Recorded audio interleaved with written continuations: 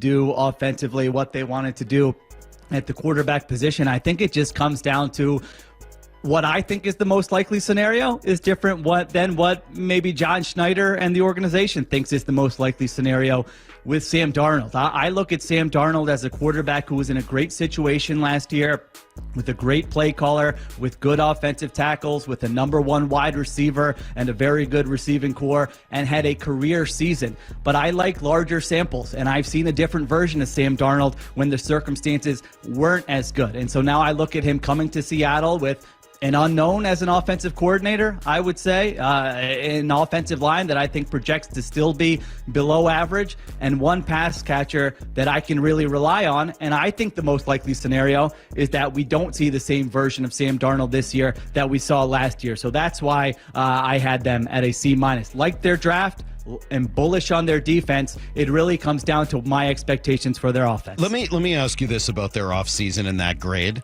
Is that just about its effect on 2025, or is it an overall? Because I think C- is a little low even for 2025. I just think the difference between Geno and Darnold is not that significant. But the problem I have with the C- is that it overlooks they got more flexibility. They went younger with Darnold by 7 or 8 years. They get him for less money than they would have had to pay Geno. He is out after a year. If it turns out you love somebody else, either in next year's draft, you also, with the 3rd round pick, get Jalen Milroe, who might be nothing, but might be the next Jalen Hurts. Who knows? I look at sort of the big picture of it and say, all right, maybe they didn't help themselves incredibly for right now, but I think they're in a much better position overall than they were a year ago. I think they're in a very similar situation. I think the most likely scenario is that they come out of this year, and you're right, the downside on Darnold is not as low as the initial report suggested, because they can get out of this thing in a year. If it doesn't work out, they can move in a different direction. But I don't know exactly where that leaves them. Like I said, I like the draft. I like the dart throw on Jalen Milroe. Maybe he will turn into something. I think when you don't have a quarterback, you want to take as many bites at the apple as possible and see if you can potentially find one. But it's probably more towards this season. I don't think it's not like they were blown away with offers for DK Metcalf and Geno Smith, and it's like, wow, they took those teams to the cleaners with what they got in return. I think it was reasonable, probably pretty even what they got in return. I just, when I look at how this season might go and how it might look like after the year, I think the most likely scenario is they're still going to have a hole at quarterback. They're still going to need to build up the offensive line. They're still going to need to add to the wide receiver room. So I could be wrong. Maybe you have me back in November. You play that clip again and you say, Sheila, look at this. Sam Darnold's got 20 touchdowns and 4 interceptions. The Seahawks are in first place. You're a bozo. Text line lights up. Everyone ripping into me. I'm open to that scenario. You've been in Philadelphia too long if you're saying things like bozo. Sheila, what's happened to you? I mean, is this just the Philly? Is this what happens? Mm-hmm. Salk went back to Boston for a year, came back to, just tail just tucked between his legs. Sure. I'm no longer a Boston guy. I thought I was no, he came back. You've moved to Philly. Have you just become a Philly guy? I mean, do you not remember, Sheil, how this thing was built the first time around? Do you not remember when you were up in the beautiful Pacific Northwest on 80-degree days in the month of late May, watching the way that Pete built this thing and John built it the first time? How'd they build it the first time, Sheil? How'd they do it? Yeah, they nailed it with 3 consecutive drafts, right? 2010 to 2012. They nailed it with a quarterback on, later in the draft than you typically find quarterbacks of that caliber, and they had a great team. Philosophically, Sheil, how about philosophically? Did they build it having to throw for 4,000 yards? Did they build it with letting Russ cook? Did they build it with an elite number 1 wide receiver? Or did they build it with a top 5 defense and a run game and a commitment to it? Did they just unapologetically say, I don't care what the rest of the league thinks. We're going to be an elite defense. We're going to sign DeMarcus Lawrence, and we're going to sign Ernest Jones back, and we're going to trade up and get the freakiest athlete that's left on the board to come in here to mix with Spoon and the rest of the guys. And we were a top 10 defense last year. In the second half of it, when we got our pieces together, we were arguably top 5. And, oh, by the way, we're going to double down, and we're going to run it more than anybody expects us to run it. And we're going to add a run game coordinator. We're going to add an O-line coach. We're going to add a assistant O-line coach that have all been in this system before. We're going to get a great athlete at left guard. We're going to get Abe Lucas back. We're going to be in a lot of 12 personnel, and we are going to run the ball and play great defense. And, oh, by the way, we get to play the AFC South and the NFC South, and Sheil Kapadia is still going to give this offseason a C-. I love the defense. I said before last season, I thought they had a chance to be a top 5 defense last year. I'm bullish on Mike McDonald. And the clip you didn't play was me saying I think they'll be a top 3 defense this year. I love the draft. I didn't hear it. Yeah, I didn't hear you that. didn't hear it. Listen, this is what happens. You know, listen, it's okay. It's okay. What? Even Maury? Sounds like fake news to me. I never heard that clip. Maura, did you hear that clip? Lyle, anybody? No. Anybody hear that clip? Made up.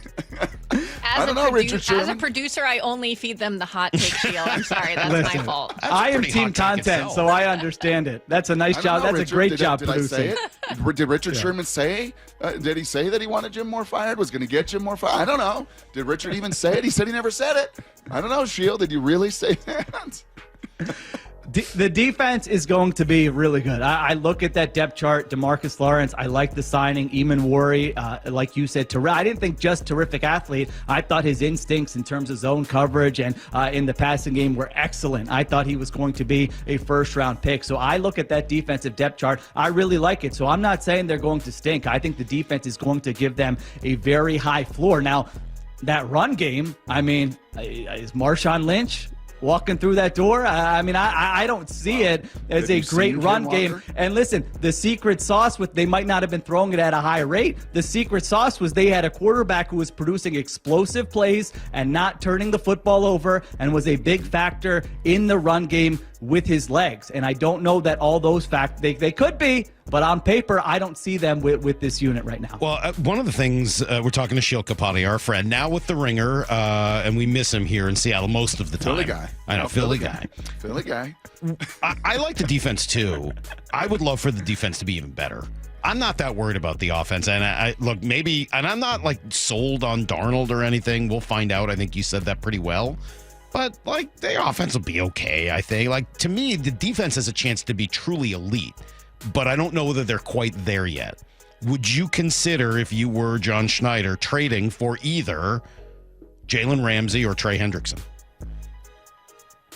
I don't think I would. I mean, it obviously depends on what you're being asked in return for those guys. I don't think I would be aggressive making those moves right now. I think with your timeline, Jalen Ramsey is what, 30, over 30 years old. So I don't know that he would make a lot of sense. That you would be playing him, I guess, at outside corner there with the other pieces you have. I don't think I would be too aggressive in making that move. And Trey Hendrickson becomes complicated because not only do you have to give up something to get him, but what does he want to be paid? And now if you're asking him to, if you're going to pay him whatever it's going to be, over $30 million per year, I'm not sure that's a move I would make either. So I wouldn't overthink it with the defense. I think with the players they have, you get a second-year leap from someone like Byron Murphy. You have a plan for some of these rookies that are coming in. I don't feel like they need to make some type of drastic move and give up future draft capital. I would be holding on to those draft picks and saying we've got the guys we need in the building right now to make that leap.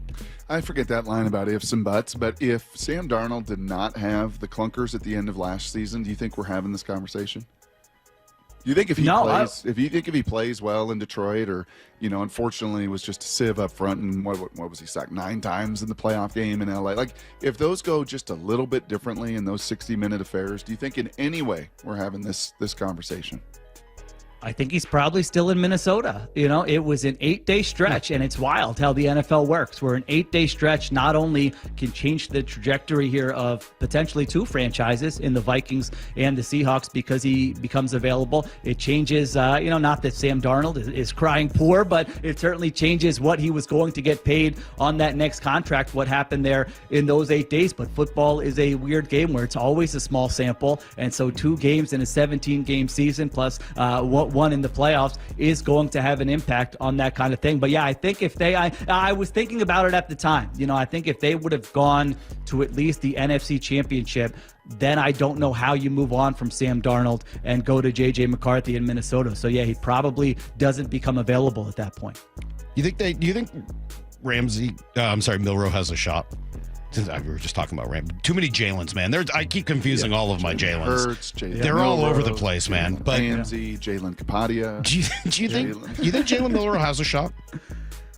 I do. I think he has, certainly the tools are there. And I think when you have, the NFL right now is different than it was 20 years ago, where offensive coaches are willing to take a quarterback like that and say, let's build a fun run game around this guy. I mean, you look at a lot of the best run games around the NFL, they have that quarterback element, whether it's the Bills or the Ravens or the Eagles, or we could name a few other teams. It's kind of hard to build a run game. Now, not hard, but harder than it is when you have a quarterback who can run. And I thought he was one of the most special runners I've seen at quarterback in recent college football history, Jalen Milroe. So obviously the passing thing, it's going to take some time, and we'll see if it ever gets there. But I think you build the floor with the run game, and then you say, all right, he doesn't need to be one of the 5 or 10 best passers in the NFL. He's kind of has to reach a certain level of competency as a passer, where now you have a dual threat guy and you can build some stuff around him. Maybe more specifically, how far behind Jalen Hurts is he as a passer from when Hurts came into the league, not necessarily where he's at now?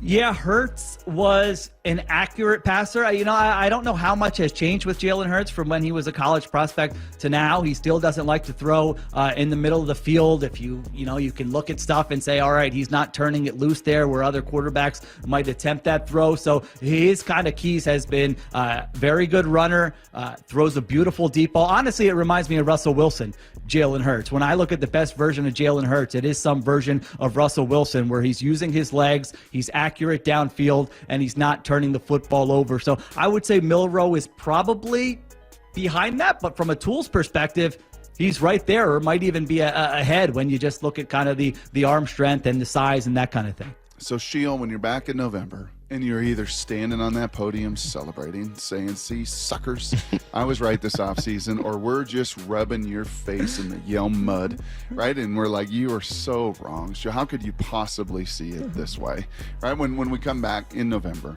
do you think at that point, and maybe over the course of the 2025 season, who has a better year, Cooper Kupp or DK Metcalf? Oh, I think DK Metcalf. I mean, Cooper Kupp is entering his age 32 season. Do you know how many wide receivers 32 or older last year had even 300 yards receiving last year?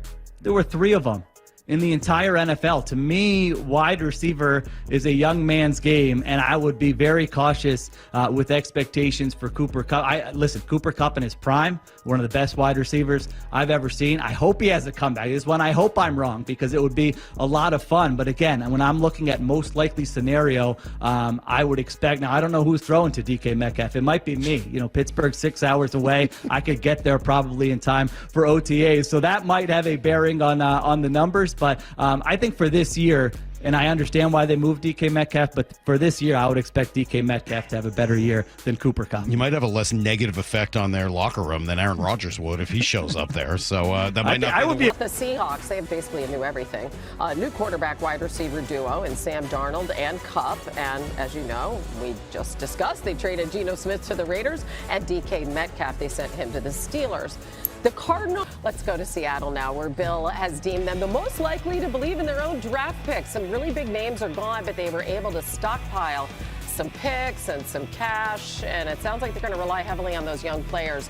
So, Kevin, give us 3 priorities for them this offseason. Yeah, these are easy. Number 1, fix the offensive line. They used Bray Zabel as their first pick in the draft. They needed help from Charles Cross, but yes, that needs to be shored up. We're always asking if they fix their offensive line. Number 2, will the rookies be ready? They took a very athletic draft class. Nick Emenwari, the safety, Elijah Arroyo from Miami. Those guys have to be ready if they're going to take another leap. But number 3, and the most important, is Sam Darnold. He had the best resurrection story in football last year. I don't know how else you would describe it. Kevin O'Connell, however, is one of the best quarterback coaches in football. He understands how to resurrect a career. Clint Kubiak has been a very good offensive coordinator, but he's not Kevin O'Connell. So for me, it's, can you have Sam Darnold have the same success with the deep ball this year as he did last year without Justin Jefferson? Okay, JSN is a very good wide receiver, but he's not Justin Jefferson. So for me, you need to do maybe the hardest job in football, which is to keep keep a miracle last year going in different circumstances. It's going to be an uphill. Instead of trading stars this offseason, the Seahawks went ahead to trade stories. Geno Smith, DK Metcalf, and Tyler Lockett are all out. The headlines screamed collapse, but practically, that's not what happened. Under Mike Macdonald, Seattle picked up structure over splash. They rebuilt with discipline, filled holes with purpose, and recalibrated their entire identity. This is a retool, and the NFC West better be paying attention. Seattle moved on from Geno Smith by sending him to the Raiders for a third-round pick. It was a quiet exit for a quarterback who had revived his career, but the front office saw a ceiling and took the call accordingly. They picked up Sam Darnold, and the former third overall pick signed a 3-year, $100.5 million deal. He's coming in as a fit. New offensive coordinator Clint Kubiak will run a timing-based offense where Darnold isn't asked to make noise. The playbook wants to cut down risk and maximize tempo. In such an environment, Darnold is expected to become what he wasn't allowed to be elsewhere, consistent. Seattle also drafted Jalen Milroe from Alabama in the 3rd round. He'll develop quietly behind Darnold, only to give the team a long-term option without pushing anything in year 1. 2 of Seattle's most recognizable weapons, Metcalf and Lockett, are out now, and honestly, this move left people confused. However, Seattle wasn't ready to back away. They were trying to change the plan in a little different and unexpected manner. Cooper Kupp was signed to a 3-year, $45 million deal. He brings clean roots, clutch hands, and leadership. In addition, Marquez Valdez-Scantling came in on a short-term contract to stretch the field and create space underneath. The draft helped round out the group. Torrey Horton and Ricky White might be late picks, but both offer developmental upside and special teams value. Now the Seahawks have a receiver room that's not unnecessarily top-heavy, but beautifully layered. Seattle used their first-round pick on Gray Zabel, a physical guard from North Dakota State. It was a pick the fan base didn't shout about, but probably should have. For years, Seattle's interior offensive line has been a liability. Zabel comes in with technique, balance, and the ability to play multiple spots if needed. Josh Jones, a free agent signing, adds depth and flexibility. This was never going to be an offseason where Seattle grabbed headlines by stacking flashy weapons. It was about protecting whoever lines up under center. Overall, the Seahawks finally addressed a foundational problem that's lingered since the tail end of the Russell Wilson era by committing to the trenches. Mike Macdonald made his name as a defensive coach, so naturally, Seattle made moves on that side of the ball. DeMarcus Lawrence was the biggest addition, a 3-year, $42 million commitment that brings pass rush, consistency, and veteran presence. Jaron Reed was re-signed to provide interior strength. Ernest Jones IV, who remains at linebacker, gives the group range and communication. These moves may not spark national headlines, but they're clean fits. Macdonald isn't just throwing talent at the wall, he's placing it where it fits the system. Seattle's new defensive core is seemingly built to execute. This is Macdonald's first season as head coach, and it shows in the staff he's assembled.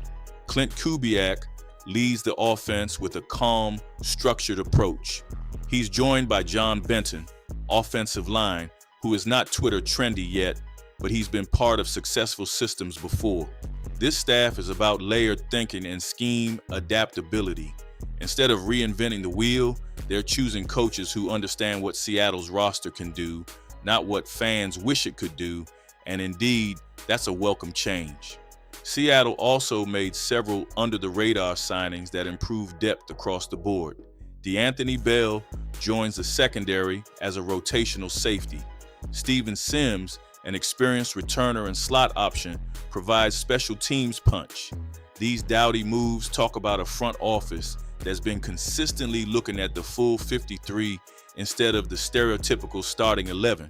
On special teams, Sims could quietly become a factor in field position, and with how tight NFC West games tend to get, hitting yards will matter.